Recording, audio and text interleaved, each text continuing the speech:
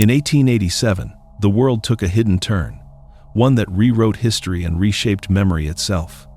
Across continents, the magnificent cities, advanced technologies, and monumental architecture of a vanished empire were quietly erased, not by war or natural disaster, but by human design. Those who remembered, who glimpsed the truth of Great Tartaria, suddenly found themselves under scrutiny, pathologized, and confined. The rise of sprawling asylums was not merely a medical or social development. It was a calculated tool to silence memory, control populations, and enforce a narrative. What if much of what we accept as history is a carefully orchestrated illusion? Cartographic erasure of an empire. History is always written by the victors, but geography is drawn by those who hold the pen and the power to erase. We are taught that the vast expanse of North and Central Asia, stretching from the Caspian Sea to the Pacific Ocean, was merely a sparsely populated frontier. We are expected to believe that millions of square miles of prime, incredibly resource-rich land were merely an isolated, empty wilderness. The systematic incuriosity of mainstream historians protects this glaring oversight every single day without question.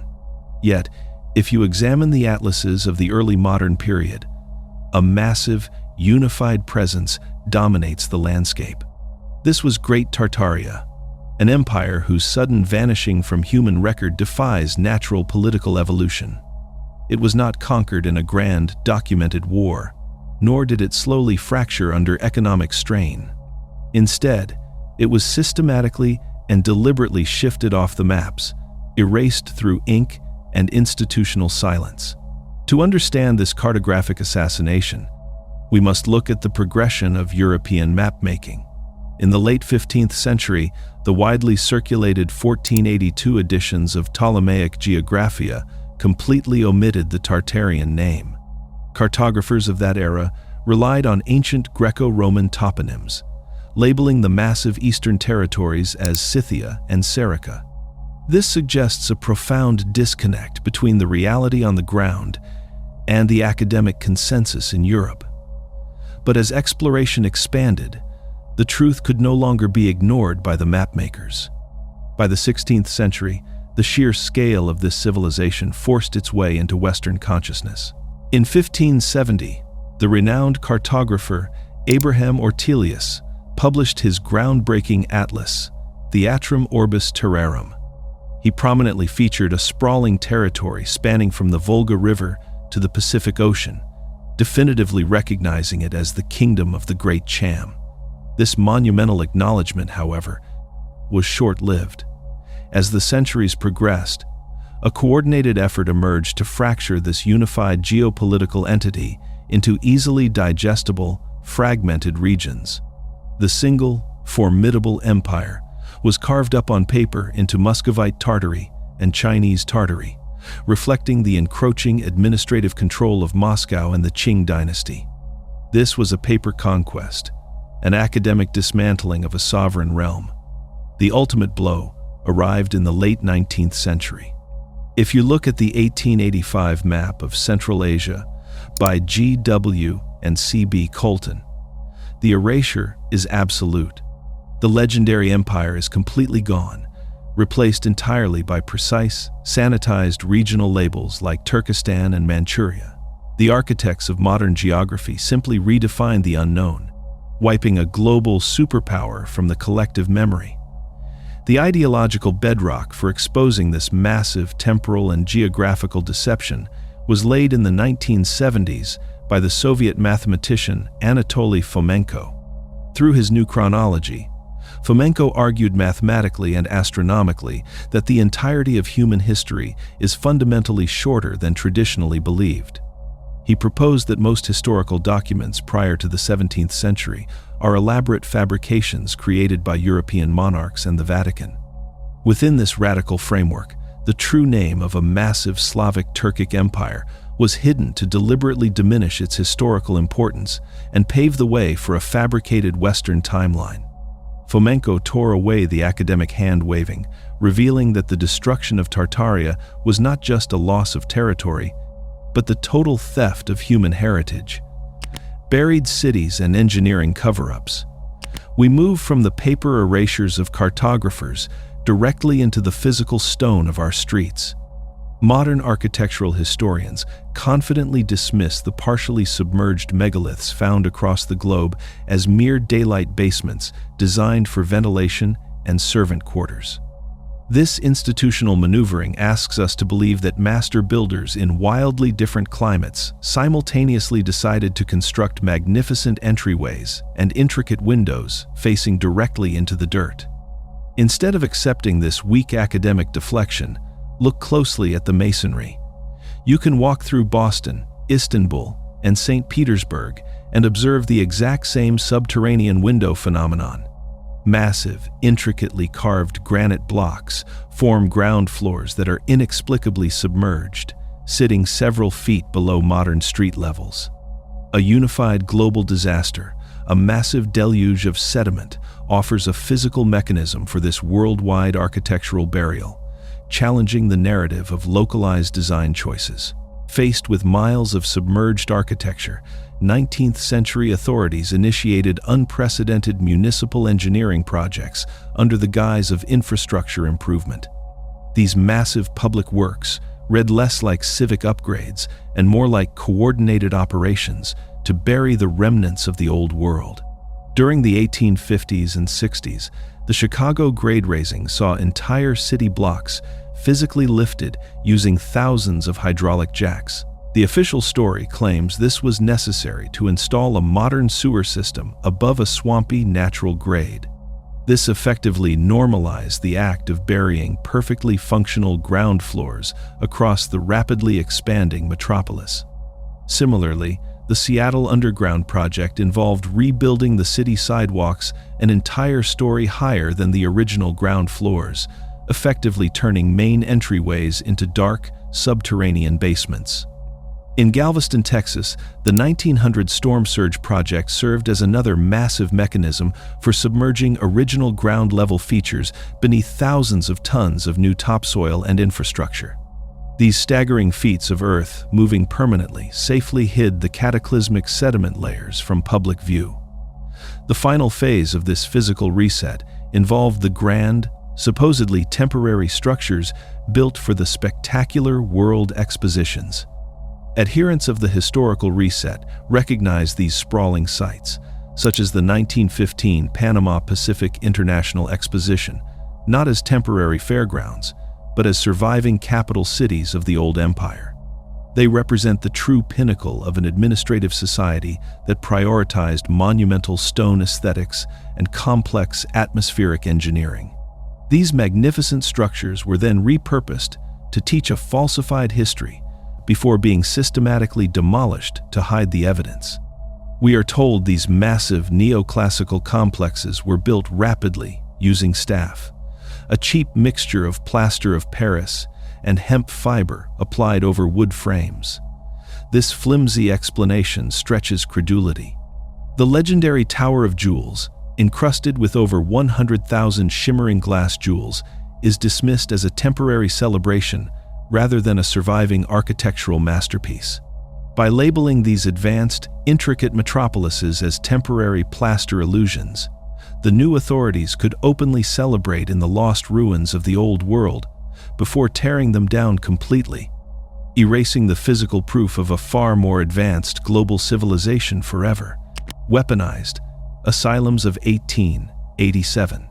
The year 1887 marks a chilling pivot in human history, where the battle for the past moved from the battlefield to the human mind. We are told that the explosion of the psychiatric state was a humanitarian response to the stresses of the Industrial Revolution, but the timing and scale suggest a much darker purpose. This was the era of the memory reset, where the infrastructure of the newly proliferated asylum system was finalized to isolate anyone who refused to accept the rewritten history of the world. By the late 19th century, the small, rural institutions of the moral treatment era had been replaced by massive, fortress-like state asylums built on the Kirkbride plan. These sprawling Victorian structures were not designed for healing, but for the efficient warehousing of a population that had witnessed a reality the new global elite needed to bury forever. The medical establishment provided the perfect cover story for this mass institutionalization. In 1887, an article in the Boston Globe declared that nervous diseases were alarmingly on the increase, characterizing nerves as the prominent complaint of the 19th century. This reported epidemic of nervous disorders was a convenient narrative mask. It allowed the authorities to pathologize the trauma of survivors and label their memories of the pre-cataclysmic world as symptoms of a failing nervous system. If you spoke of the old architecture or the lost technology, you were not a witness, you were a patient.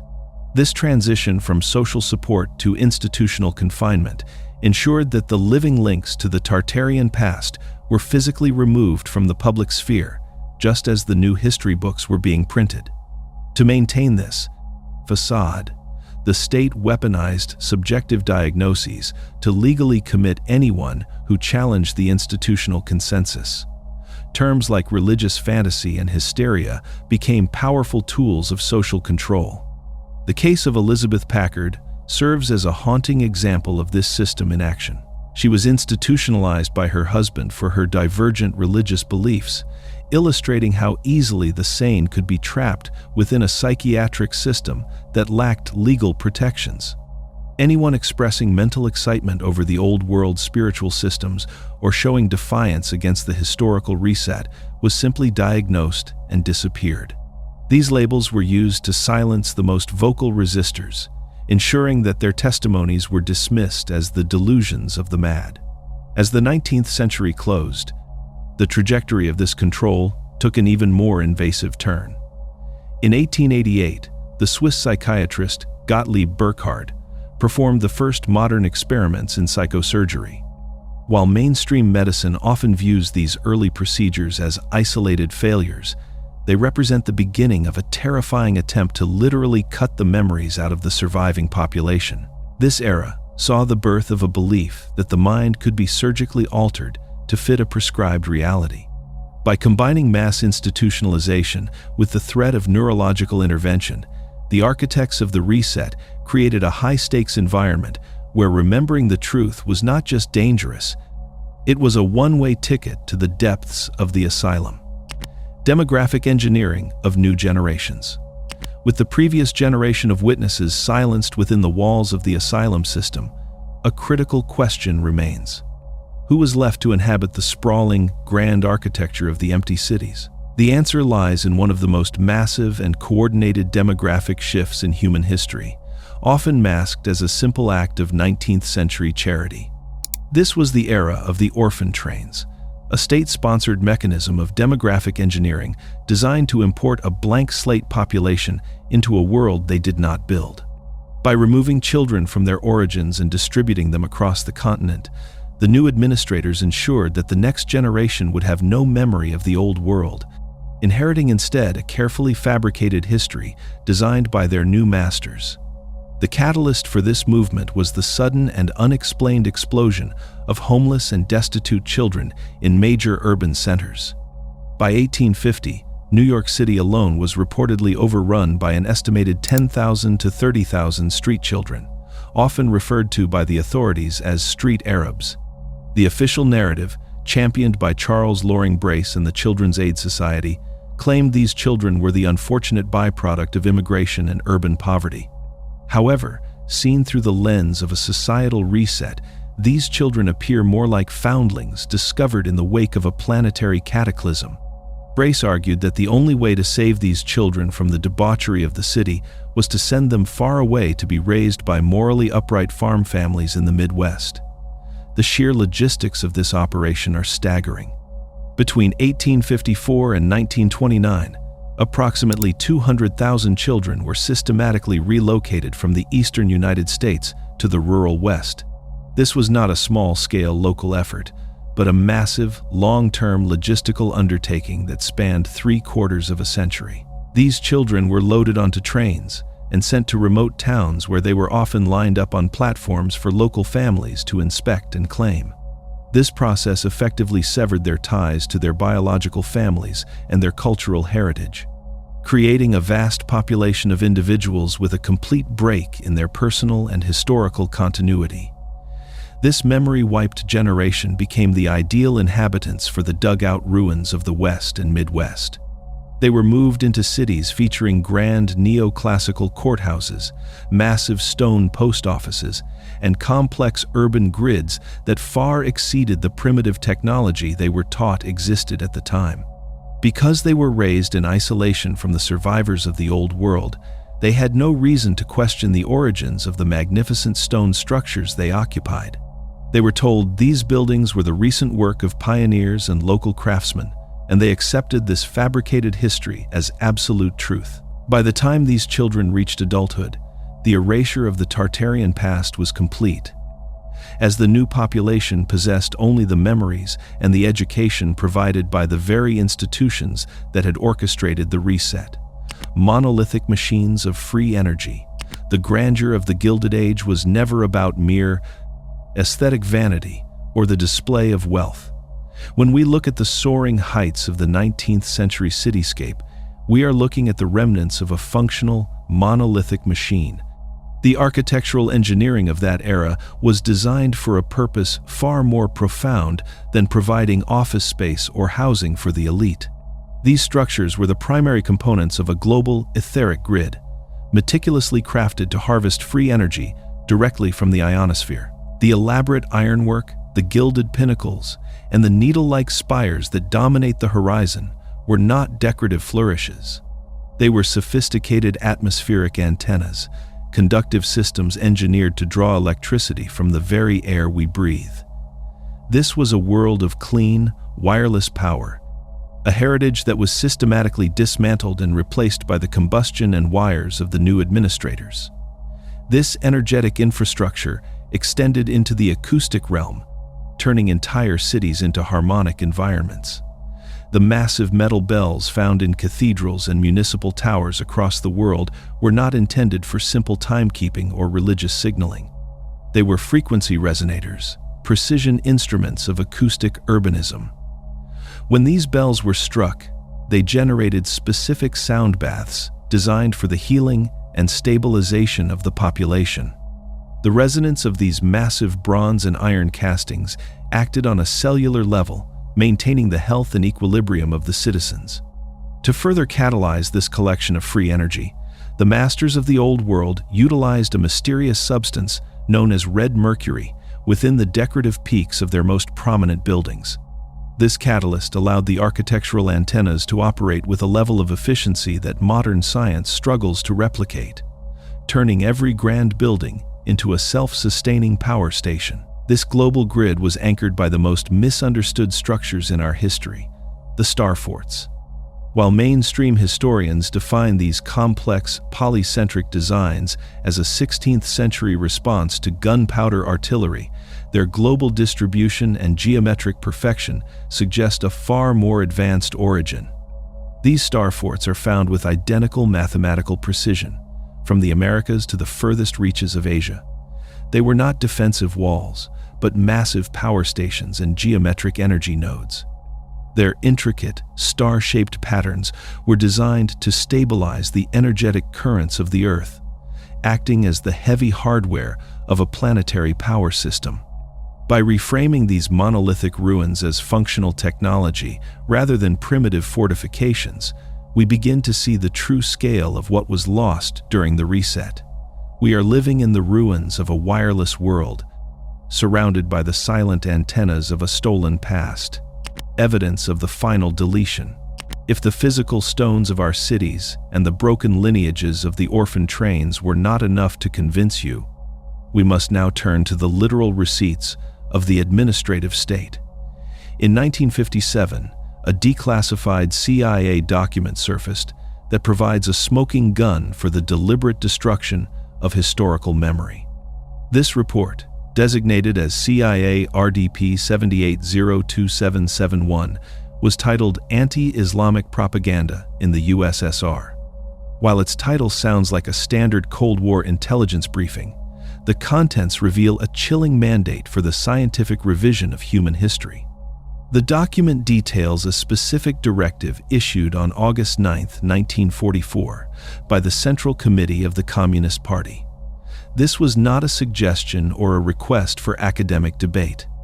It was a direct order to the Tatar Provincial Committee to proceed with a total overhaul of the history of Tartaria.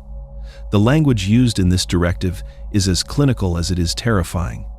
The state demanded that historians liquidate serious shortcomings and mistakes of a nationalistic character. In the bureaucratic tongue of the mid-20th century, this meant the immediate removal of any facts that contradicted the official narrative of the New World Order. The mandate was designed to deny future generations the true facts of their own past, ensuring that the origins of the Tartarian people and their global influence were permanently scrubbed from the record. This was the final stage of the reset, where the pen was used to finish what the mud and the asylums had started. The institutional authorities were no longer just hiding the ruins. They were actively editing the script of reality itself. Mainstream academics and institutional gatekeepers attempt to dismiss this document as a localized political issue. They argue that the directive was merely a tool of Soviet propaganda aimed at suppressing the ethnic and religious identity of the Volga Tatars in the Kazan region. They want us to believe that this was a minor footnote in the history of Russian imperial expansion, an attempt to hide the aggression of the Tsars against a small Islamic population. But this explanation is a classic case of semantic conflation. By focusing on a single ethnic group, they ignore the broader, global implications of a mandate to revise the history of an entire region known as Tartaria. This was not about a single province. It was a coordinated effort to ensure that the memory of a massive, unified civilization could never resurface. When a government explicitly orders the liquidation of historical facts, it is not protecting the truth. It is protecting the lie that allows them to remain in power over a population that has forgotten its own greatness. Psychological drivers of the reset. The loss of the old world is not merely a matter of hidden geography, redacted maps, or buried stones. It is the foundational root of the modern crisis of the human soul. We currently live in an era defined by a creeping, pervasive nihilism, where the aesthetic decay of modernism reflects a much deeper and more systemic hollow within our collective identity. The sleek glass boxes and brutalist concrete slabs of contemporary architecture are not just arbitrary artistic choices made by a new generation of designers. They are the external, visual symptoms of a world that has been violently severed from its ancestral harmony. This modern ugliness is not accidental. It fosters a profound cultural doomerism, a persistent and heavy sense that something vital, something magnificent, was stolen from us and replaced with a sterile, degenerate imitation of true civilization. There is a deep, often unspoken longing for the resonance and beauty of the Tartarian past, a time when human construction was not an imposition upon the landscape, but a functional art form in perfect sync with the natural frequencies and energetic currents of the earth. This is why the year 1887 remains the essential, non-negotiable threshold for understanding our current global reality. It was the precise moment in the chronological flow of the reset when the physical remnants of a vastly superior civilization were fully co-opted and integrated into the emerging infrastructure of the New World. By 1887, the global elite had finalized their blueprint for absolute, multi-generational control, effectively turning the magnificent ruins of the past into the administrative prisons of the present. They did not just hide the history through fire and redaction. They strategically rebranded the heritage, stripping the old world's monolithic machines of their function and relabeling them as mere monuments to a primitive, localized past. This transition was the ultimate act of gaslighting on a planetary scale, convincing a newly imported population that the wonders they inhabited were the recent, humble achievements of their own hands. As we walk through the streets of our oldest cities, passing beneath the grand columns and gazing up at the intricate iron spires, we are not looking at historical landmarks of the 19th century. We are looking at the undeniable evidence of a stolen world that stubbornly refuses to be forgotten.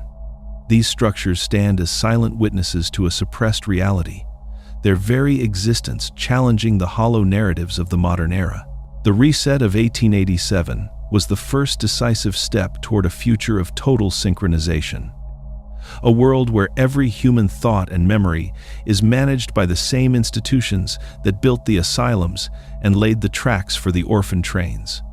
The creeping nihilism we feel today is the intended result of this disconnection. However, by recognizing the 1887 threshold, we begin to see the cracks in the institutional facade. Our persistent search for the truth, our refusal to accept the sterilized aesthetic of the present, and our demand for the real history of Great Tartaria are the only ways to finally break the cycle of erasure.